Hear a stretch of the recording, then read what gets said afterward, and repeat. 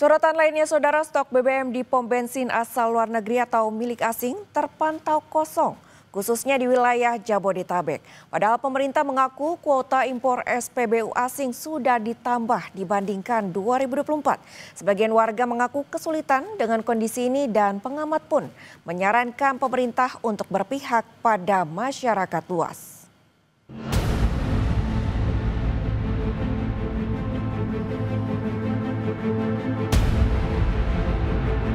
SPBU swasta itu sudah diberikan kuota impor 110% dibandingkan dengan 2024. Ini biar clear ya, kita sudah memberikan kuota impor 110%.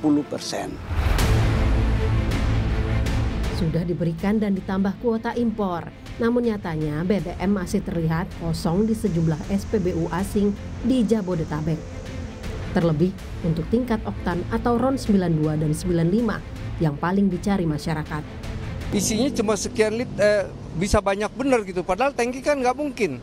Tangkinya aja penuhnya kan cuma 3,5. Masa kondisi saya meter belum ini sampai ngisinya bisa sampai segitu banyak. SPBU Shell ini lagi mengalami terbatasan stok gitu ya? Ya kalau saya sampai saat ini nggak berpikir ada masalah ini kan. Jadi kalau memang terpaksa doang ya kita mau nggak mau nyari bensin yang ada kan. Kalau misalnya masih bisa, dapetin Shell, saya lebih baik isi Shell tetap. Konsumen lainnya yang juga mencari bensin berkualitas untuk kendaraannya mengaku kesulitan dengan stok BBM yang masih kosong di pom bensin asal London, Inggris ini. Kesulitan juga ya, soalnya kan saya memang pakai Shell dari dulu, jadinya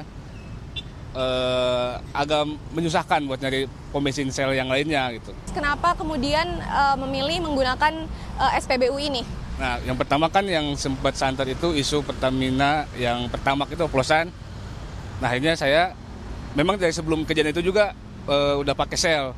Cuma setelah keluar isu yang Pertamax oplosan, saya makin lebih yakin nih buat pakai Shell. Yang terus kan juga dari segi yang saya rasakan ya, dia itu lebih irit daripada pakainya Pertamina. Lebih irit dari SPBU negeri sendiri, kata konsumen tersebut. Tak heran jika pemerintah sebagai regulator disarankan agar mendengar kata masyarakat luas yang menginginkan BBM berkualitas. Pasalnya, pengamat ekonomi menyebut ada dua peran yang dimainkan pemerintah, yakni selaku regulator dan operator. Selaku operator, karena mayoritas BBM di Indonesia diproduksi dan dijual oleh badan usaha milik negara sektor energi, Pertamina. Di sini ada dua peran yang dimainkan oleh pemerintah, yaitu sebagai regulator dan operator. Sebagai regulator, sayangnya ini pemerintah tidak memihak kepada masyarakat secara luas, di mana kebutuhan untuk menyediakan BBM berkualitas itu dibutuhkan oleh masyarakat. Tapi sayangnya untuk BBM yang berkualitas itu tidak bisa dihasilkan oleh Pertamina semata. Nah, ini yang saya lihat sebenarnya ada masalah di situ. Wahai pemerintah, pengelola SPBU asing dan masyarakat luas, simak harapan dan pesan dari dua pengguna SPBU asing berikut ini. Ya pasti sih yang diharapkan lebih banyak lagi ya pom bensin Shell, terutama di daerah-daerah kayak di Bandung kan itu masih sedikit nih. Bandung, Sumedang belum ada, buat ditambah lagi di daerah-daerah terpencil lah utamanya. Pesan saya yang penting orang tuh isi bensin jangan sampai nunggu kosong.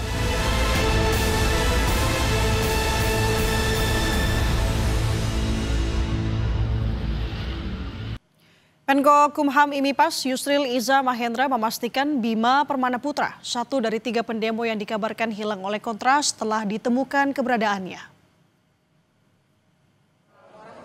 Kabar Bima hilang diperoleh dari laporan yang diterima oleh Kontras.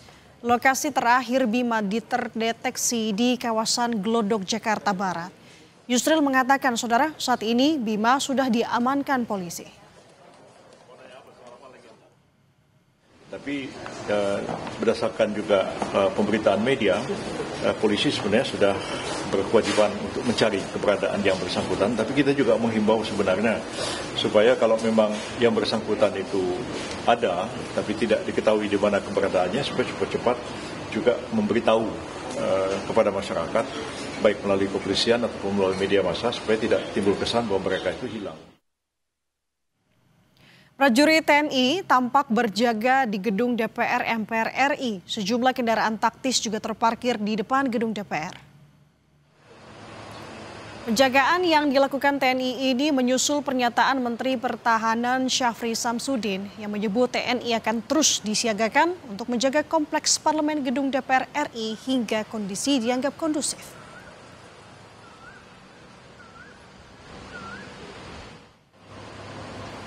Ketua Umum YLBHI Muhammad Isnur mengkritik Menhan yang menempatkan anggota TNI untuk menjaga gedung DPR. Isnur menyebut penempatan TNI ini tidak tepat. Menurutnya sesuai dengan mandat konstitusi, TNI bertugas menghadapi ancaman yang mengganggu kedaulatan negara dan tidak menjaga gedung-gedung sipil seperti gedung DPR. Sesuai dengan mandat Undang-Undang TNI, Undang-Undang Pertahanan, Konstitusi, TNI bertugas untuk menjaga atau mengurus pertahanan yang mengancam kedaulatan negara. Tidak menjaga gedung-gedung sipil seperti DPR dan MPR dan DPD. Justru ketika TNI di sana, tujuannya untuk apa? Apakah menganggap masyarakat yang datang ke DPR itu sebagai ancaman kedaulatan? Justru ini adalah salah, keliru. Sementara sebelumnya, Saudara, Menteri Pertahanan Syafri Samsudin menegaskan TNI akan terus disiagakan untuk menjaga kompleks parlemen gedung DPR RI hingga kondisi dinilai kondusif. Menurutnya, penjagaan ini adalah simbol kedaulatan negara. Penjagaan pun akan terus dilakukan prajurit TNI hingga kondisi yang dinilai kondusif. TNI akan menjaga simbol kedaulatan negara di DPR. Jadi saya sudah menyetujui dan Panglima akan menindaklanjuti bersama para kepala staf bahwa instalasi DPR akan dijaga oleh TNI. Sampai dengan tadi katanya kondusif, ya, lebih kondusif lagi. Ya, terserah penilaian situasi. Kalau memang diperlukan kita harus ada di tengah-tengah rakyat.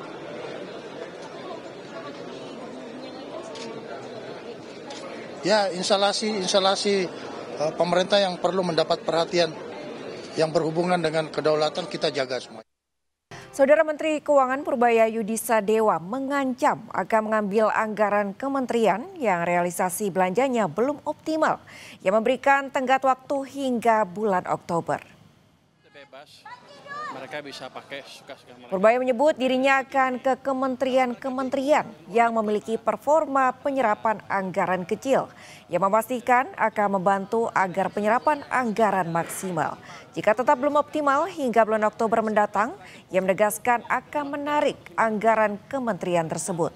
Purbaya menekankan anggaran harus ditujukan ke program-program rakyat untuk menghindari adanya anggaran nganggur. Tadi saya izin ke Pak Presiden bulan depan saya akan mulai beredar di kementerian-kementerian yang besar yang penyerapan anggarannya belum optimal. Kita akan coba lihat, kita akan bantu. Saya akan kasih waktu sampai akhir bulan Oktober. Kalau mereka kita perkirakan nggak bisa belanja sampai akhir tahun, kita ambil uangnya. Jadi potong lagi nih Pak, potong lagi ya. Kita sebarkan ke program-program yang langsung siap dan bertambah keras. Saya nggak mau uang nganggur.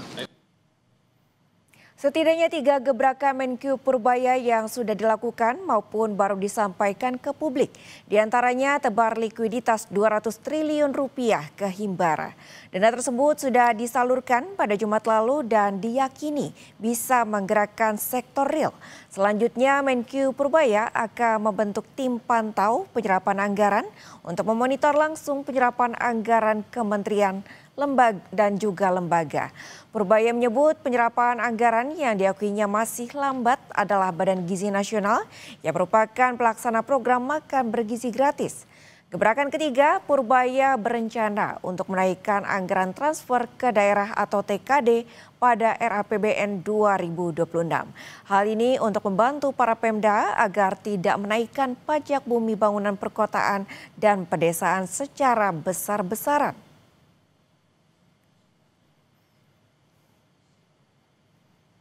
Pemerintah meluncurkan paket stimulus ekonomi yang diharapkan bisa mewujudkan target pertumbuhan ekonomi 5,2% tahun ini. Paket ini terdiri dari 8 program untuk mengakselerasi perekonomian 2025, 4 program untuk tahun 2026, serta 5 program untuk penyerapan tenaga kerja. Pemerintah mengumumkan paket stimulus ekonomi yang disebut 8+4+5. Pengumuman ini dilakukan Menko Bidang Perekonomian Erlangga Hartarto usai Presiden Prabowo Subianto menggelar rapat bersama sejumlah Menteri Bidang Ekonomi di Istana 15 September 2025. Kebijakan yang akan diambil, yang kita beri nama program paket ekonomi di tahun 2025 ini, yang terdiri dari 8 program akselerasi di 2025, 4 program yang dilanjutkan di 2026, dan 5 program yang terkait dengan andalan pemerintah untuk penyerapan tenaga kerja. Pertama, 8 program akselerasi terdiri dari magang, perluasan PPh 21 ditanggung pemerintah, bantuan pangan, diskon iuran BPJS Jam Sostek, program perumahan, padat karya, percepatan deregulasi, dan program perkotaan. Kedua, stimulus ekonomi lewat 4 program yang berlanjut di 2026.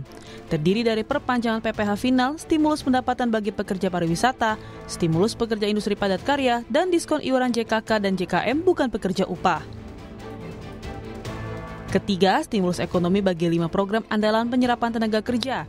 Terdiri dari Koperasi Desa Merah Putih, Kampung Nelayan Merah Putih, revitalisasi tambak Pantura, modernisasi kapal nelayan, dan program perkebunan rakyat. Sebelumnya, Menteri Keuangan Purbayayudi Sadewa telah mengguyur Rp200 triliun kepada 5 bank milik pemerintah dengan harapan kredit produktif bisa disalurkan untuk menggairahkan sektor usaha dan ekonomi. Hari Jumat sudah masuk ke perbankan, uangnya udah nongkrong di sana. Sekarang saya duga para dirut bank pusing, mau nyalurin kemana. Tapi saya pikir dengan cara itu, paling enggak kalau mereka belum bisa nyalurin karena mereka punya uang lebih, dia nggak akan perang bunga lagi, bunga akan cenderung turun, itu akan berdampak ke ekonomi dengan itu sendiri ya. Bisa bunga pinjaman turun, bisa juga bunga deposit turun, yang jelas cost of money turun, jadi yang punya uang nggak ragu untuk belanjain, yang mau pinjam ke bank nggak ragu untuk pinjam. Untuk alokasinya sebetulnya niat saya adalah suka-suka banknya. Tapi kalau banknya agak bingung, nanti ada guidance di mana mereka bisa memanfaatkan uang itu untuk membantu program-program unggulan pemerintah. Pengemudi ojek daring menyambut baik kabar diskon 50% iuran BPJS Ketenagakerjaan yang diberikan pemerintah. Pengemudi ojek daring berharap stimulus yang diberikan tak hanya tahun ini saja, tapi untuk seterusnya. Saya sih sangat setuju, Kak, karena memang penting sih kalau BPJS Ketenagakerjaan ya. Apalagi dibiayain separohnya sama pemerintah, sangat membantu sekali, Kak. Berarti merasa terbantu dengan adanya rencana stimulus ini ya, Mas? Ya, merasa terbantu. Kalau memang ada stimulus yang 50% dari presiden, khususnya dari negara, ya setuju aja, Bang. Seenggak-enggaknya kan itu perhatian dari pemerintah buat kita driver ojol. Harapannya Abang selaku driver ojek online ini dengan adanya program ini seperti apa sih, Bang? Ya benar-benar diterapkan, dijalankan. Bukan cuma wacana aja gitu ya. Mudah-mudahan sih memang benar bakal dijalankan. Publik pun berharap paket stimulus ekonomi yang dikeluarkan pemerintah menyasar pertumbuhan ekonomi dan juga penciptaan lapangan kerja. Tim Liputan Kompas TV.